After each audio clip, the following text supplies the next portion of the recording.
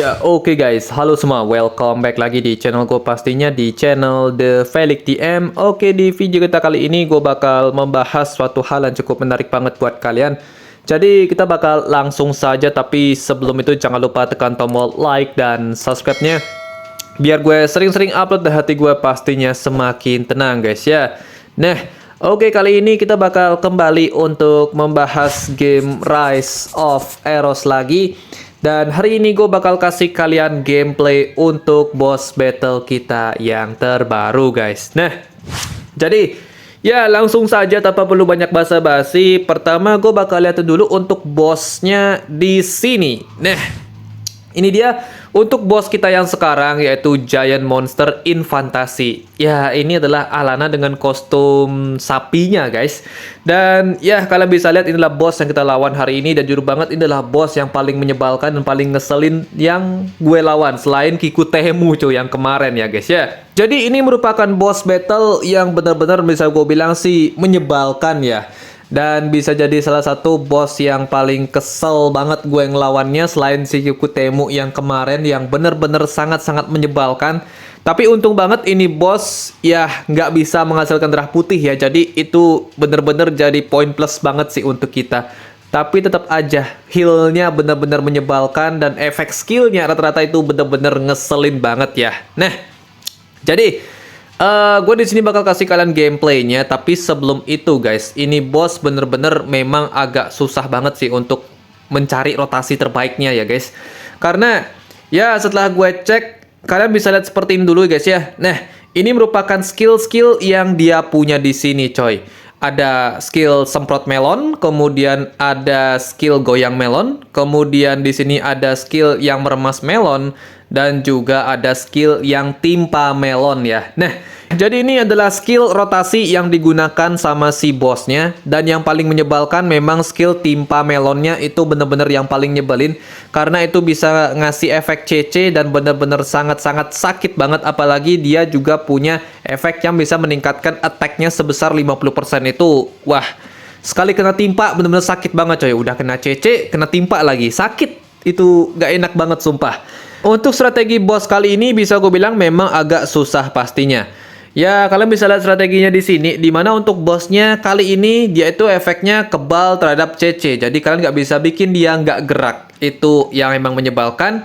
Kemudian yang kedua, efek bleeding dan hermogage kalian itu mendapatkan maksimum capacity untuk damage-nya. Dimana dengan total 300.000 coy. Minimalnya dapat segitu ya. Saat HP-nya full, ya kalian cuma dapat sekitar 300.000 coy untuk damage-nya. Kemudian di sini bosnya bisa menghilangkan debuff. Tadi gue udah bilang pastinya di awal-awal, karena ada skill yang bisa menghilangkan debuff. Ini yang bikin dia susah. Jadi kalau misalnya kalian sudah pakai karakter yang emang bisa memberikan peningkatan damage yang sangat besar, itu harus dimaksimalkan banget coy damage-nya.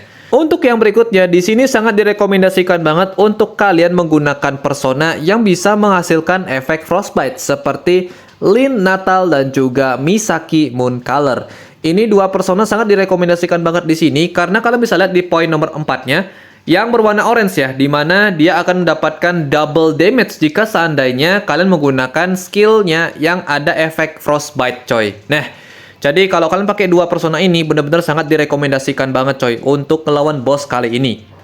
Dan beberapa persona yang gue rekomendasikan juga untuk kalian pakai adalah ini coy. Ada si Inasis Cooler, ini buat ngasih efek healing, bisa menghilangkan debuff, dan juga bisa menghapus buff bosnya. Karena bosnya ini bisa meningkatkan attack-nya. Kalau kita bisa hapus itu, damage-nya nggak bakal terlalu berasa pastinya.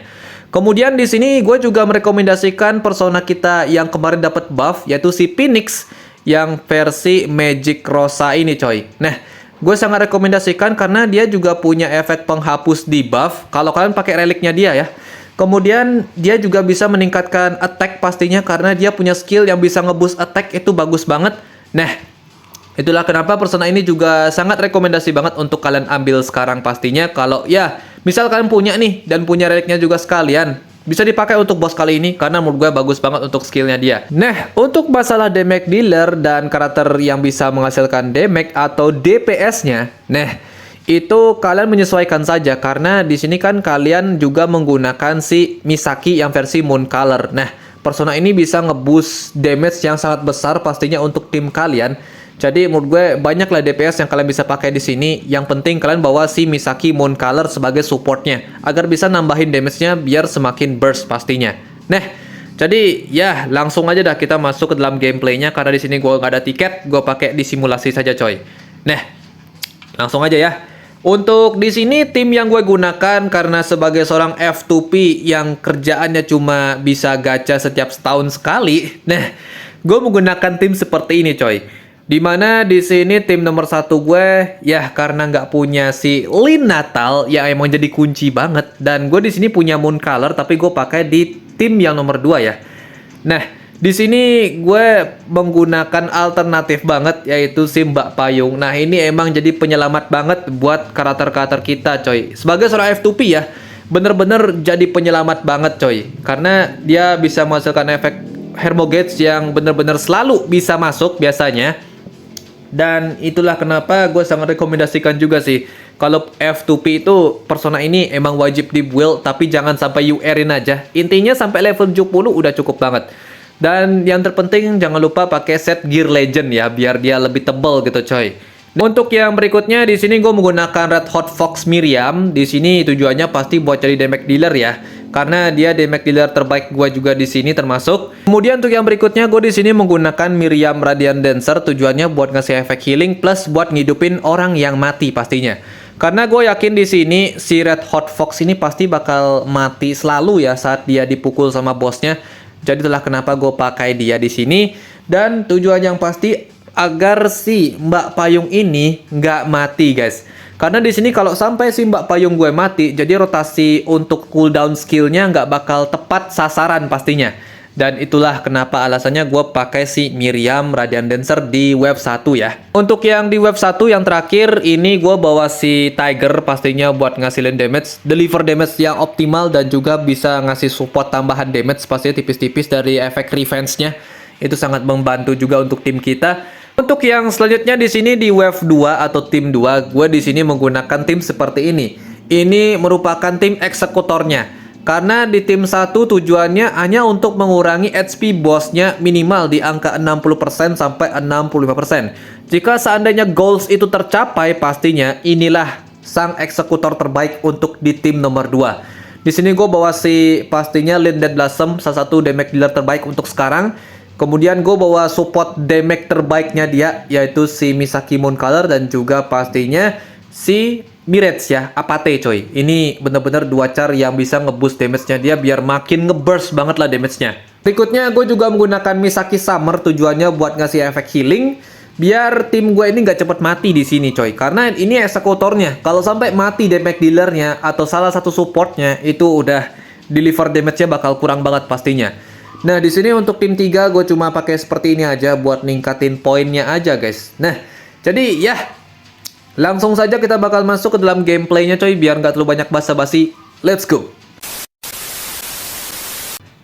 Nah, oke guys, langsung saja kita bakal masuk ke dalam gameplaynya di sini. Oke, jadi seperti yang tadi gue bilang di awal-awal ya, tujuan kita di sini untuk di wave 1 adalah untuk mengurangi HP bosnya di angka 60-65%. Nah, jadi gameplaynya gue bakal pakai gameplay simple di sini, dan jangan lupa guys, kalian tuh nggak boleh bikin si Evony-nya ini mati guys. Kalau kalian misalnya menggunakan Evony di sini, nah itu jangan kasih dia mati, karena kalau sampai dia mati nanti rotasi untuk cooldown skillnya bakal lebih lama. Jadi untuk bisa menghasilkan efek Hermogate sama bleedingnya bakal jadi agak tertunda gitu coy. Nah, itulah kenapa kalian nggak boleh bikin dia mati. Kecuali kalau damage dealer kalian sih nggak masalah ya mati. Terutama untuk si Red Hot Fox ya. Itu untuk gue sih nggak masalah ya dia mati. Yang penting adalah Evony-nya nggak mati. Itu aja yang paling penting guys. Nah, di sini ya tim gue kena stun coy. Sial banget. Nggak masalah lah. Oke, di sini ya dia udah nge-heal. Dan itulah saatnya coy. Kita itu harus hati-hati guys. Kalau dia udah ada peningkatan attack itu harus hati-hati banget coy, karena kalau sekali kena itu sakitnya bukan main coy. Nah, di sini oke. Itu rotasi gua udah kalah 1 ya. Rotasi gua kalah 1 coy. Itu udah nggak enak banget jir. Karena satu aja miss rotasinya di sini kalau kalian F2P ya bener-bener gak enak banget sumpah. Nah, ya nggak apa-apa lah rotasi satu hancur. Ya nasib. Dan ini rotasinya udah hancur juga guys. Oke, kita pakai skill ini ya buat nurunin damage yang diterima pastinya. Jujur itu rotasi udah nggak enak banget coy. Karena yang diserang sama si bosnya itu si tigernya coy. Itu buffnya dihapus, sial banget coy. Nah, kena stun lagi. Sial banget coy. Ini bos terlalu memang menyebalkan banget. Dan memang paling salah satu bos yang emang gue nggak suka selain Kekutemu coy. Oke, di sini ya walaupun belum 65 ya, tapi itu udah lumayan sih. Udah 60%-an lah intinya untuk bos kita. Nah, di sini saatnya kita all out coy. Ini nggak boleh kita sia-siakan ya guys ya. Di sini kita harus all out banget damage-nya semua dan nggak boleh ada yang miss juga damage-nya. Nah, ini kita pakai skill ini buat ningkatin damage-nya. Dan langsung aja kita pakai buat si ini. Nah, si Lin dan kita skill spesial coy. Oke. Lumayan banget damage-nya 600.000 itu udah lumayan lah maksimal ya pastinya untuk damage-nya. Nah, di sini kita masih aman banget pastinya. Dan intinya jangan sampai karakter kita ada yang mati guys. Jangan lupa di healing coy. Nah, ini langsung aja kasih basic. Oke, gak masuk coy damage-nya lagi. Dia nggak follow up. Kayaknya itu efeknya belum full coy. Waduh. Oke, kena CC. Ya nggak apa-apa. Yang penting nanti kita bisa healing coy. Sabar dulu ya, kita basic dulu kayak gini seperti biasa dulu coy. Dan ya bosnya ini bakal ngapain? Ya. Oke, dia nge-heal. Nah, di sini skill spesial kita pasang dulu. Kita kasih Hermo Gates. Nah, ini kita booster damage kita. Dan ini kita basic aja guys. Di sini si Misaki jangan pakai skill spesial ya. Kita basic-basic aja coy. Biar kita dapat peningkatan defense. Waduh, itu rotasinya nggak masuk satu coy. Oke, di sini keadaannya harusnya aman sih. Gue jangan pakai skill spesial dulu karena ini belum kepasang coy. Oke, kalau itu belum kepasang, mending kita simpen aja coy. Oke, kita kasih booster damage tambahan lagi, critical chance ya. Nah, mantap. Oke, nice, damage-nya bagus banget. Aduh, hampir jatuh mati coy. Oke, kita kasih buff ya tipis-tipis buat si ininya, si Lin-nya biar nggak mati. Nah, ini kita kasih tambahan damage. Kritikalnya nggak masuk.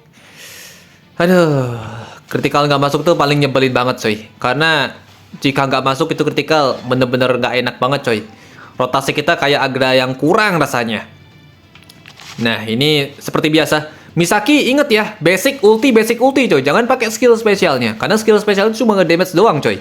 Nggak ada efek yang bagus untuk tim pastinya. Oke, di sini kita pakai dulu basic attack kita dan... Waduh. Oke, kelihatannya turn gauge-nya belum full ya. Jadi belum dapat giliran dia nyerang coy. Nah, ini... nice banget. Follow up-nya masuk. Oke. Ini bisa clear sih harusnya. Tapi belum ada Moon Arsenic nih. Kalau gue pakai di sini guys, skill spesialnya kayaknya nggak bagus coy. Oke, basic attack aja. Nah, oke, Moon Arsenicnya. Ayo Lin, damage mu Lin. Follow up. Oke, akhirnya menang guys. Dan ya walaupun poinnya kecil, tapi yang jelas kita berhasil coy untuk menyelamatkan yang versi Eros-nya coy. Nah, di sini ya untuk gameplay bosnya kayak gitu aja coy. Rotasinya simple dan ya nggak bisa dibilang simple sih. Itu udah nggak enak banget sumpah. Karena kritikalnya nggak masuk-masuk beberapa coy. Oke. Jadi ya mungkin gue akhir aja untuk video kita kali ini. Jika seandainya kalian misal ada pertanyaan lagi atau segala macam ya, silakan saja di kolom komentar, kita baku hantam di sana coy. Nah, jadi thank you banget. See you the next video guys. Goodbye. Dadah coy.